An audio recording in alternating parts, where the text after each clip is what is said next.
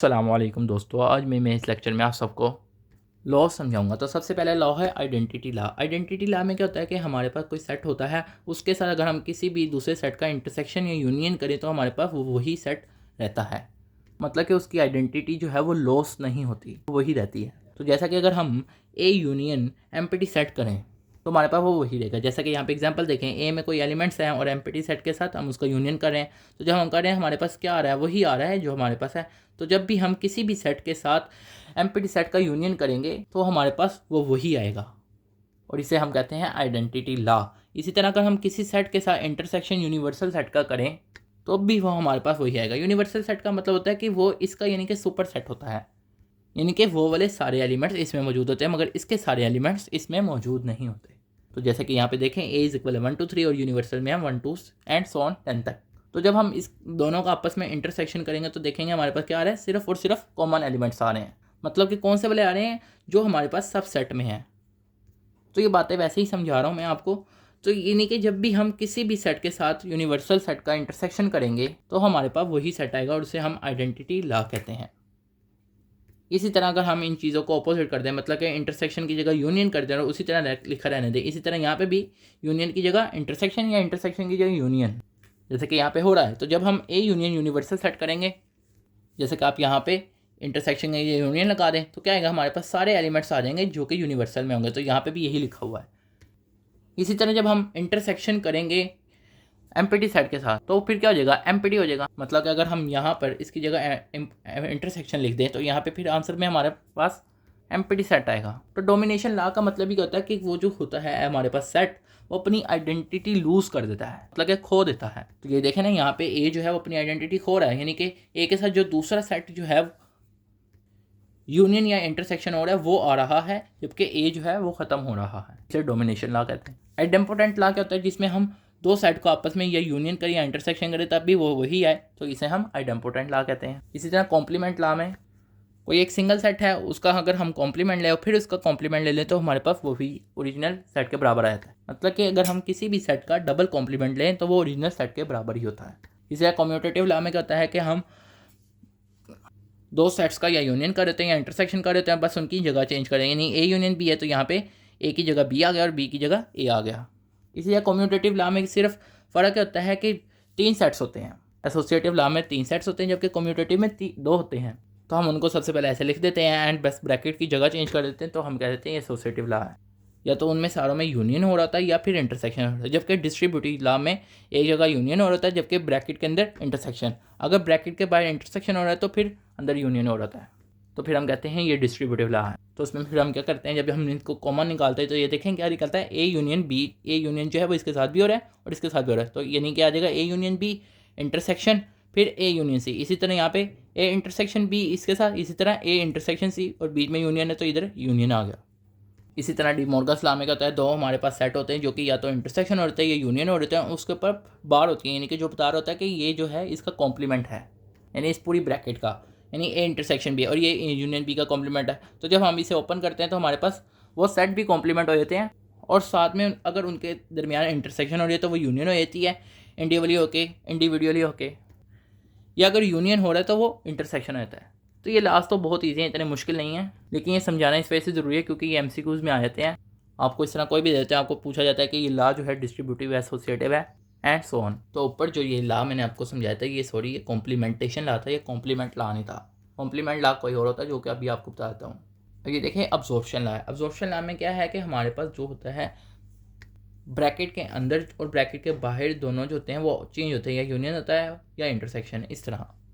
यानी एक चीज़ यूनियन होती है तो दूसरी इंटरसेक्शन होती है। तो इसमें क्या होता है, हमारे पास जो एलिमेंट्स की तादाद, जो सेट की तादाद ज़्यादा होती है, जिस तरह ए यहाँ पे 2 दफ़ा आ रहा है जबकि बी 1 दफ़ा आ रहा है, इस तरह यहाँ पे भी एक दफ़ा आ रहा है, ए जो है वो 2 दफ़ा आ रहा है, बी 1 दफ़ा आ रहा है। यानी कि जो मेजोरिटी में होता है सिर्फ वो वाला एलिमेंट जो होता है हमारा आंसर होता है। शर्त क्या है, एक यूनियन हो दूसरा इंटरसेक्शन हो, या एक इंटरसेक्शन हो दूसरा यूनियन हो, बस। तो अब कॉम्प्लीमेंट लॉ समझते हैं। कॉम्प्लीमेंट लॉ में क्या होता है कि हमारे पास वही सेट होता है, उसके साथ हम यूनियन करके उसके यानी कि कॉम्प्लीमेंट का या तो यूनियन कर देते हैं या इंटरसेक्शन कर देते हैं। तो ये कॉम्प्लीमेंट लॉ है, जब हम भी किसी भी सेट के साथ उसके कॉम्प्लीमेंट का यूनियन लें तो फिर हमारे पास यूनिवर्सल सेट आ जाता है। इसी तरह अगर हम किसी भी सेट के साथ उसके कॉम्प्लीमेंट का इंटरसेक्शन करें तो हमारे पास एम्प्टी सेट आ जाता है। तो ये बहुत ईजी लॉज है। अब प्रूफ्स की बात करते हैं कि प्रूफ्स क्या होते हैं और किस तरह आते हैं। अब प्रूफ जो है, जिस तरह मैंने ऊपर आपको लॉज समझाए हैं, वो लॉज को कहता है कि इनको प्रूफ करके दिखाओ, और उनको प्रूफ करने के 3 वे हैं, उनमें से कोई आप एक अपना सकते हैं, लेकिन मैं आपको तीनों समझा दूंगा ताकि आपको पता चल जाए। जब भी आपको पूछा जाए कि ये वाला लॉ एक्सप्लेन करो इस प्रूफ के मुताबिक, तो फिर आपको आता हो। ज़रूरी नहीं कि वो स्पेसिफाई करे, वो स्पेसिफाई कर भी सकता है कि आपने ये वाले तरीके के मुताबिक करना है, या ये वाले, या वो नहीं भी कर सकता, कि उसकी अपने ऊपर मर्जी है, एग्जामिनर की मर्जी के मुताबिक जो आपसे पूछे या ना पूछे। पहला तरीका है सबसेट का। फर्ज करें आपको आ गया कि आपने डी मॉर्गन्स लॉ को जो है प्रूफ करना है, मतलब कि आपने बताना है कि ये वाली जो इसकी लेफ्ट हैंड साइड है वो राइट हैंड साइड के बराबर है। अब आप इसे ऐसे तो नहीं बता सकते कि बस ये जो चीज़ है बराबर है, आपको इनमें से कोई एक जो वे है उसे अडॉप्ट करना पड़ेगा, तभी आप प्रूफ कर सकते हैं। तो पहला वे है सबसेट। तो ये सबसेट क्या है? सबसेट में क्या होगा, आपने कहना है कि इसकी जो लेफ्ट हैंड साइड है वो सबसेट है ये राइट हैंड साइड का। मीन्स के यूँ, मीन्स के इक्वल की जगह आपने सबसेट वाला सिंबल लगा देना है। अब आपने क्या करना है, अब आपने करना है, आपने ये जो लेफ्ट हैंड साइड है आपने इसे लेट कर लेना किसी भी वेरिएबल के, मीन्स के यूँ। अब आपने लेट कर लिया यहाँ पे। अब आपने लेट क्या किया कि एक्स जो है वो सिंबल है, या एक्स का एलिमेंट जो है वो क्या है, ये है। अब एक्स का एलिमेंट ये है, मीन्स के हम इसको एक और वे में एक्सप्रेस कर सकते हैं। हम क्या करते हैं, इसके ऊपर से बार हटा देते हैं और ये इसकी जगह बार लगा देते हैं। मतलब कि हम ये कह रहे हैं कि ये जो है ये एलिमेंट है इसका, अगर ये इसका एलिमेंट मतलब कि ये कॉम्प्लीमेंट में है, अगर हम इसका कॉम्प्लीमेंट ख़त्म कर देंगे मतलब कि फिर ये इसका एलिमेंट नहीं रहेगा।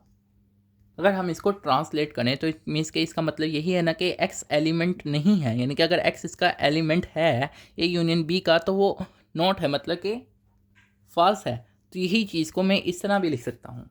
तो अब मैं अगर इसको ओपन करूँ, नोट को बाहर लिखा रहने तो ये ऐसे हो सकता है एक्स एलिमेंट है ए का और इसी तरह एक्स एलिमेंट है बी का, यानी कि मैंने यहाँ पे एक किस्म का डिस्ट्रीब्यूटिव लॉ लगा दिया है, यानी कि ये जो है ये चीज़ इससे भी मल्टीप्लाई हो रही है और इसी तरह बीच में जो सिंबल है वो भी आ रहा है, इसी तरह फिर ये चीज़ इससे भी मल्टीप्लाई हो रही है। एक्स एलिमेंट है बी का। अब जैसा कि आप जानते हैं कि जो यूनियन है वो इस इक्वल होता है और गेट के सिंबल के, तो मैंने यूनियन को जगह और गेट वाला सिंबल लिख दिया।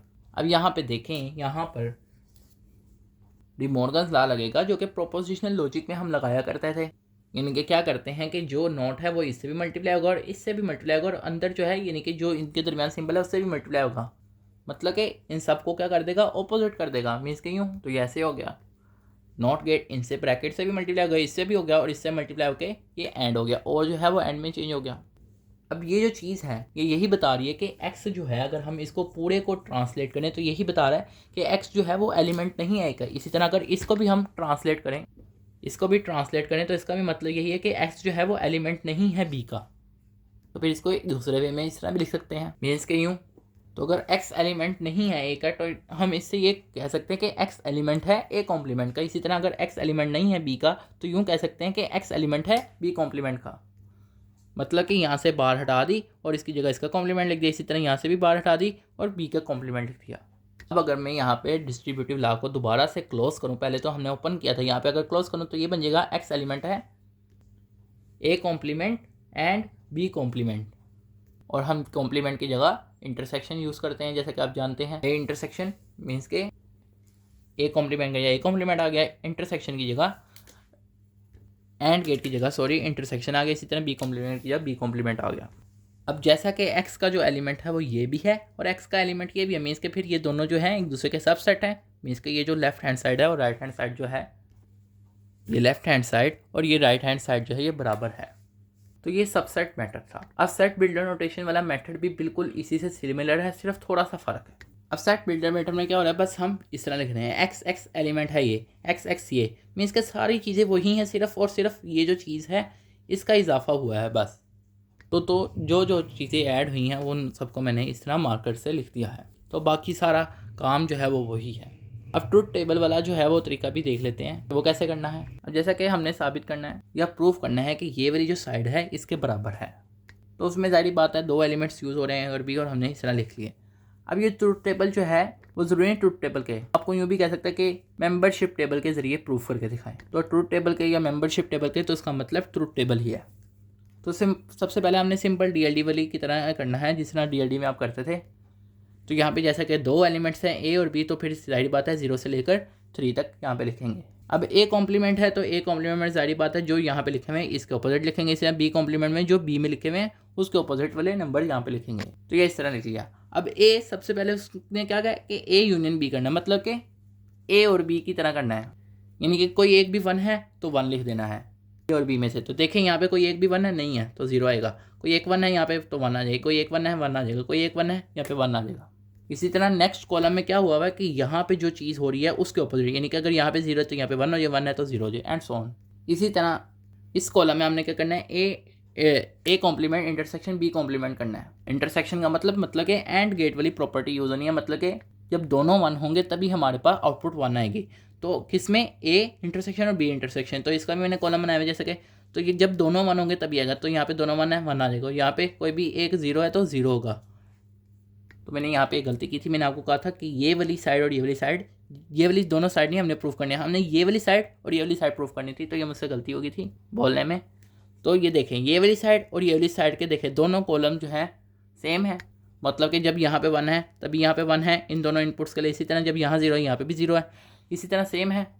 तो जब दोनों के कॉलम्स की जो अंदर जो नंबर हैं रो वाइज वो सेम है तो हम कहेंगे कि हमारे पास ये जो दोनों हैं ये बराबर हैं, मतलब कि ये दोनों टर्म्स जो हैं बराबर हैं, मीन्स के यूँ। तो आई होप आपको ये लेक्चर समझ आएगा। आप सब दोस्तों का लेक्चर सुनने का शुक्रिया, और आप सबसे जितना हो सकता है अपने दोस्तों के साथ ये लेक्चर शेयर करें। और अगर कोई चीज़ जो आपको समझ नहीं आई है तो वो आप कमेंट सेक्शन में पूछ सकते हैं।